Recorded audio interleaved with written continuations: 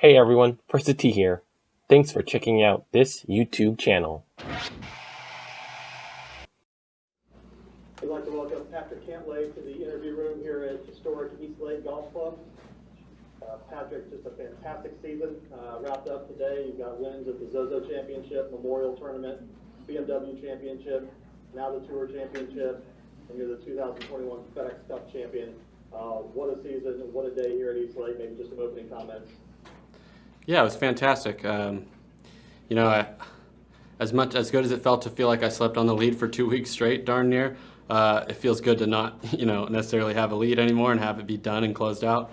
It was a long year. I thought I can barely remember, when it started. A lot of events, and I'm very tired after.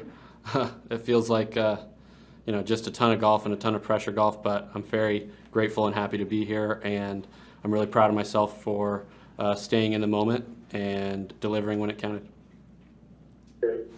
Media members, most of you know the drill by now. It's been a long season for everyone, but we'll put your name and outlet in the chat, and we'll go in order of your questions. Obviously, go on camera for your question if possible, and then go off when you're done. And if possible, stay on mute while you're listening to question and answer from other media members. So without further ado, let's start with Doug Ferguson, Associated Press.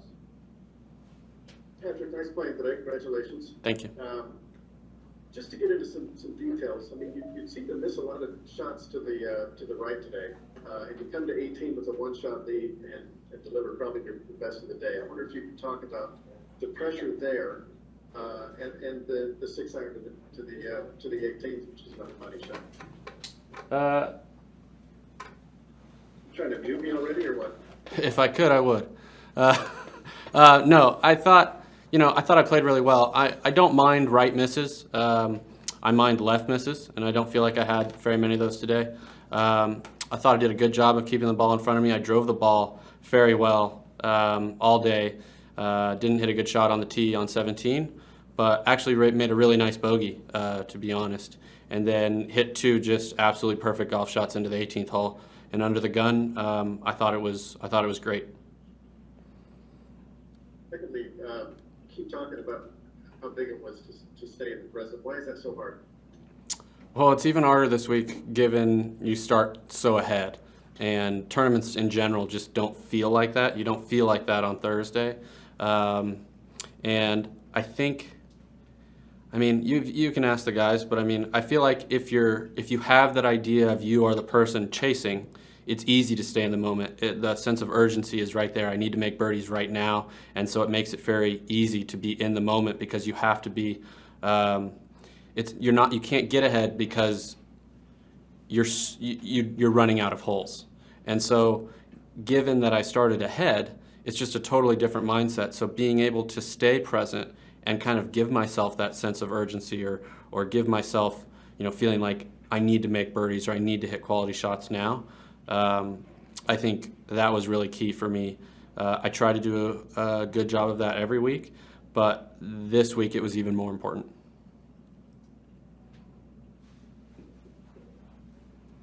Okay, next we'll go to Steve DeMeglio, USA Today. Patrick, does it carry more weight the fact that you beat Rahm and Thomas, Zozo, Morikawa Memorial, DeChambeau last week, and now Rahm again? Does that carry some more weight with you?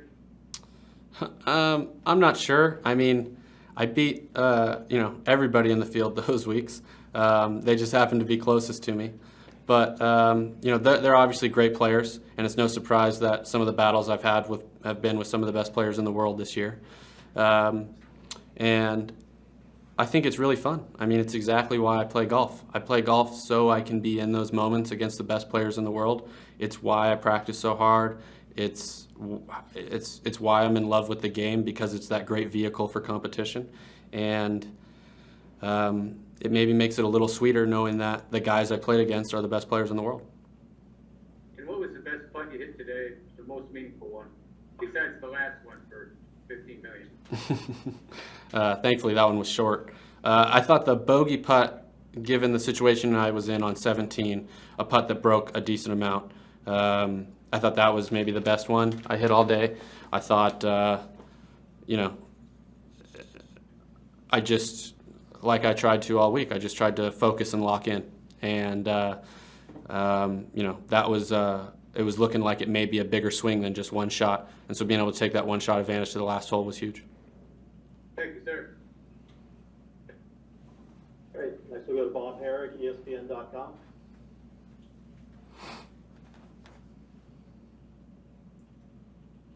I can't hear you.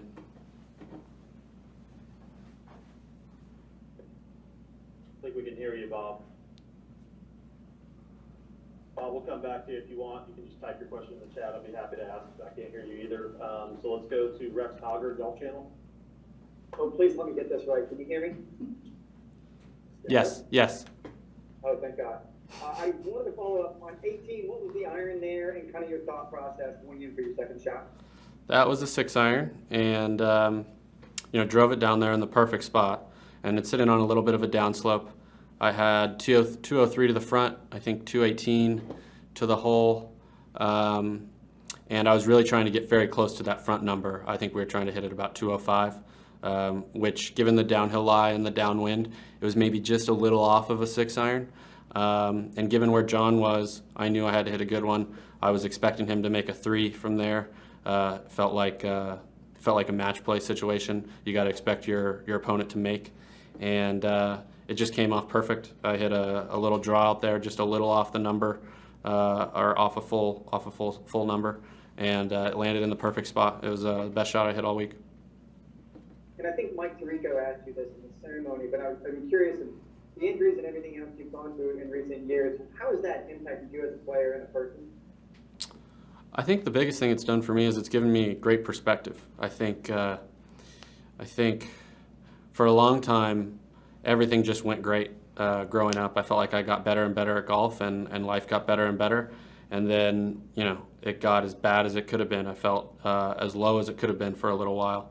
And so coming out on the other side of that, I feel like I am a better person having gone through those dark days. But it gives me great perspective, and it makes me very grateful to be in the position that I am in today, because it wasn't always a sure thing. I was very close to going back to school and putting golf behind me, and so I'm just very grateful to be where I am, and I'm so satisfied with all the hard work paying off. Thank you. Congratulations. Thanks. Okay, let's go to Steve Hummer with AJC.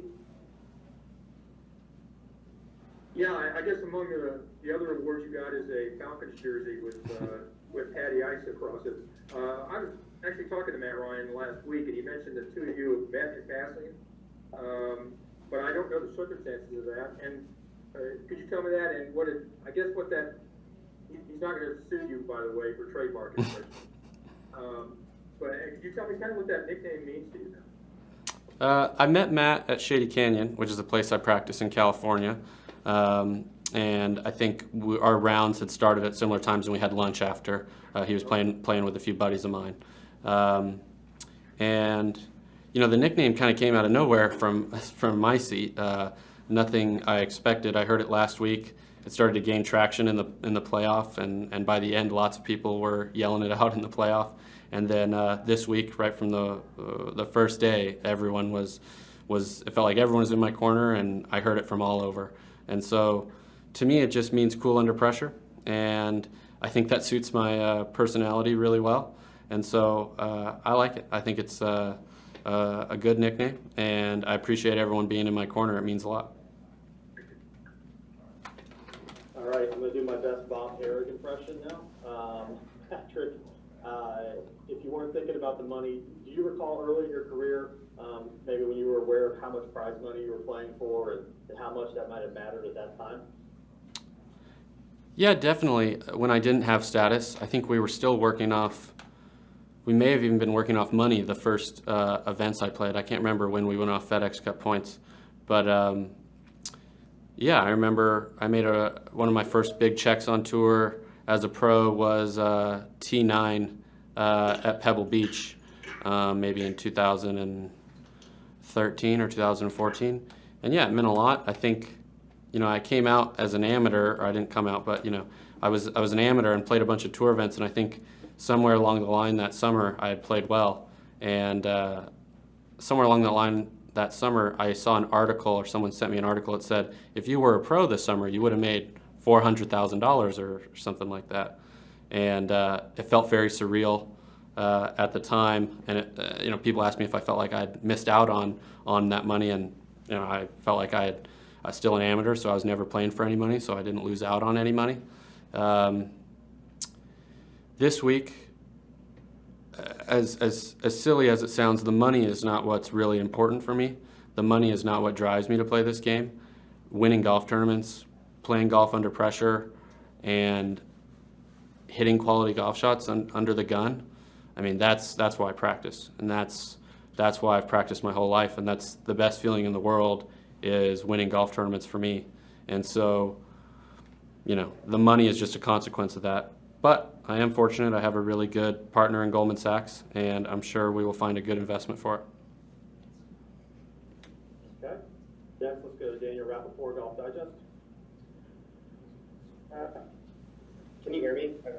Yes, sir. Okay.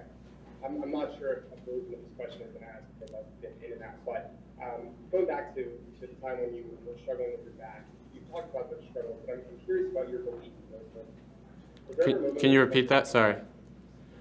Yeah.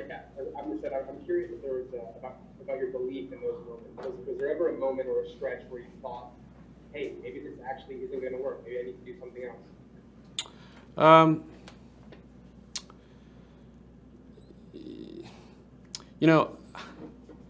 Not really. I always had a lot of self-belief in my golfing ability, and I feel like that carried me through that time. I'll tell a funny story and maybe throw him under the bus in the process, but Dr. Greg Rose is a great friend of mine. He's helped me a ton, and when I was dealing with my back injury, he definitely helped me find the right people and helped analyze my swing to get the right swing changes to put less stress on my back, and he's done so much for me, Greg over at TPI. But there was a funny moment. I had gone to the spine doctor, and the spine doctor, I'd already been out 2 years, and the spine doctor told me, I think he said, what hurts your back? And I said, as the 15th time I've seen him, I said, Doc, golf hurts my back. And he goes, what makes it feel better? I'm like, well, if I don't play golf, I'm pretty okay. I could do a desk job. And Doc says, I don't think you should play any golf for a while. I'd already been out 18 months or 2 years. I said, how long? And he said, maybe a year. And he was dead serious. And so that really shocked me, and I was scared. But he said, take a year off from golf. See how you feel after a year. Don't touch a club, don't putt, don't do anything, if that's what hurts it. Because I've already done all the things I can do to help you get through this while you're playing golf. It was a tough pill to swallow. I went down to Greg Rose and I said, Greg, what do you think? Doc Watkins is saying you need to take a year off from golf completely. And Greg said, oh no, I wouldn't do that if I were you. I wouldn't take that long off. You're going to lose your proprioception. You won't be able to come back and play golf. And I thought about it a long time with my team. We ultimately came to the conclusion that we had tried everything under the sun, so we might as well listen to old Dr. Watkins and take a year off. And I told Greg at the time, I said, Doc, I'm going to take a year off from golf. I'm not going to do anything. If I can get my back healthy, I'm not worried about the golf. So don't worry about my proprioception. I'm going to be fine. I just got to get healthy. And, it worked out okay. Congratulations. Thank you. All right, Doug Ferguson, Associated Press. Yeah, Pat, I'm curious, I may be mistaken here, but is this your first win on Bermuda? And of course, I know you've had limited experience, but it hasn't treated good y'all that well. What does it say about your gaining of satisfaction of being an elite with here? Yeah. I think Bermuda is a surface that I am still learning and still trying to get as comfortable as I do feel on Poa annua and bentgrass. This golf course is very difficult, especially if you are playing out of the rough, and especially if you do get those cross-grain putts because there's so much slope. It has taken me a while to adjust, but I feel like living in Florida and exerting some patience has helped me on Bermuda. And this week, I definitely felt way more comfortable around this golf course than I have in previous years because my record up until this year has been poor on this golf course. And then one last thing, you talked start of the playoffs, even at the start of the week, about being in favor with this format. And Winnie might not change her opinion on that. That's okay.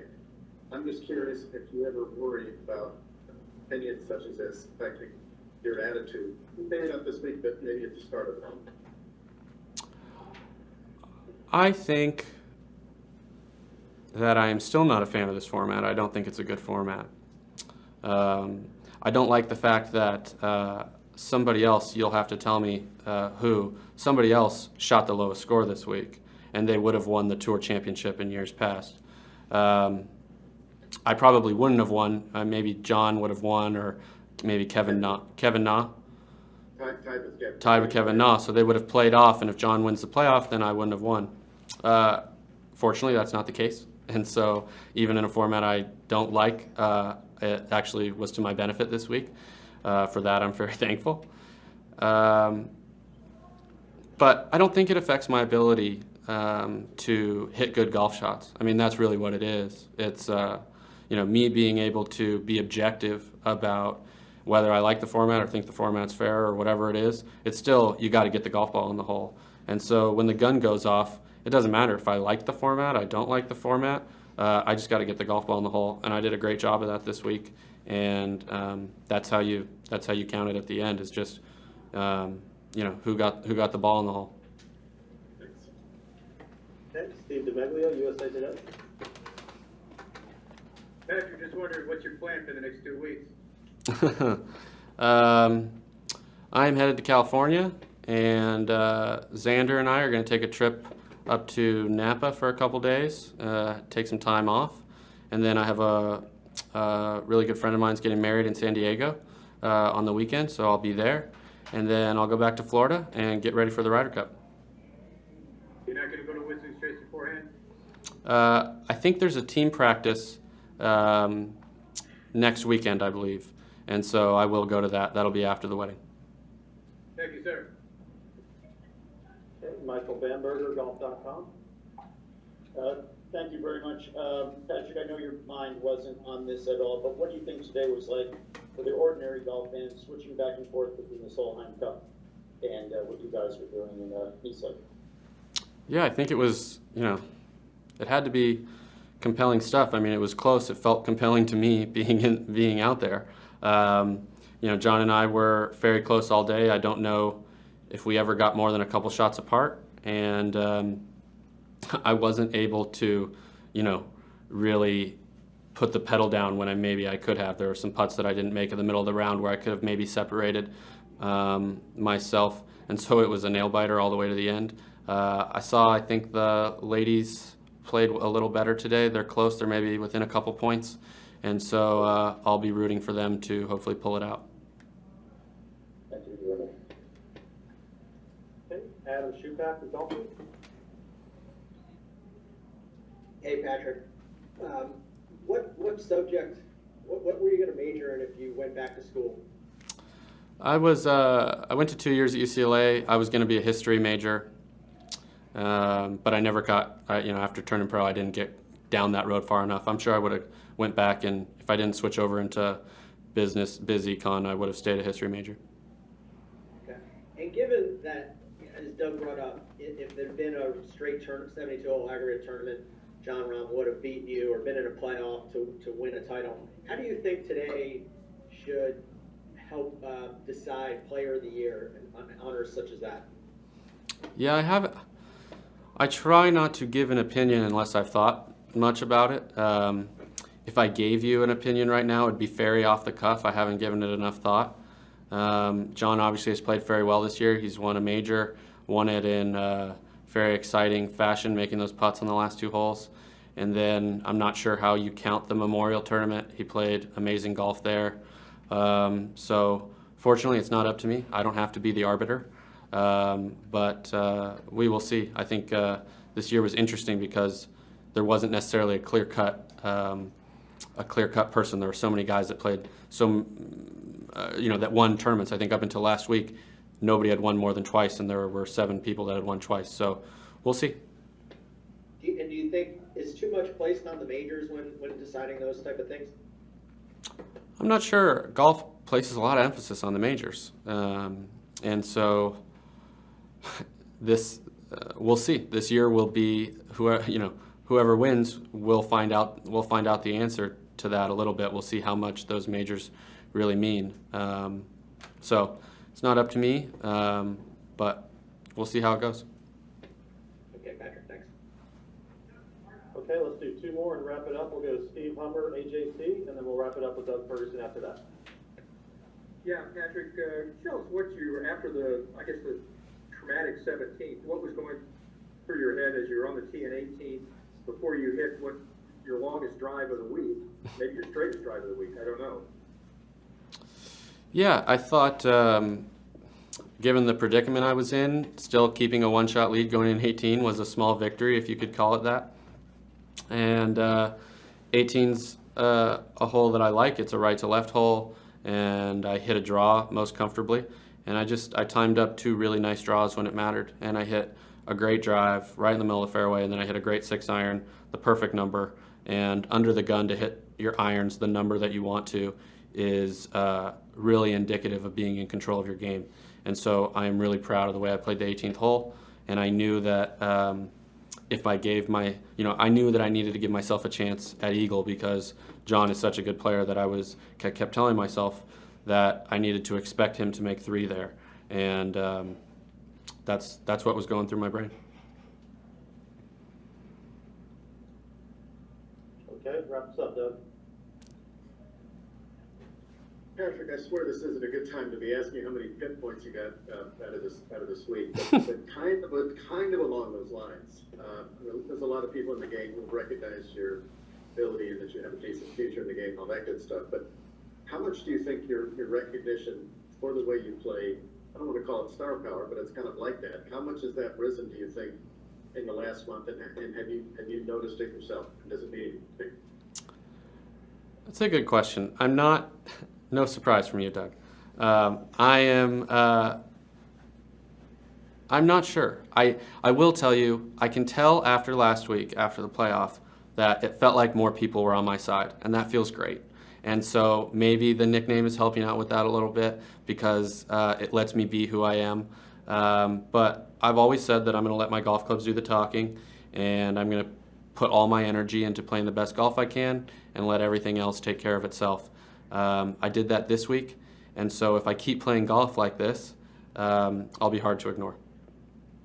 Did you get any sense in the leading up to this month as you were playing that anyone actually knew who you were?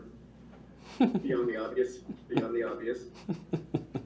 I think the guys that I play with, I think the guys on tour know who I am, and I think they know the kind of golf that I play. And so, that the respect that I get from those guys and being able to compete against those guys, that's why I do what I do. And so I'm not going to get too caught up in all the other stuff, but I will tell you I'm very excited to have a lot of those guys on my side in a couple weeks in the next event I play. I'm very much looking forward to the Ryder Cup. Sorry for the questions. Okay. Patrick Cantlay, 2021 FedEx Cup champion. Thank you so much for spending some time with us. Thank you.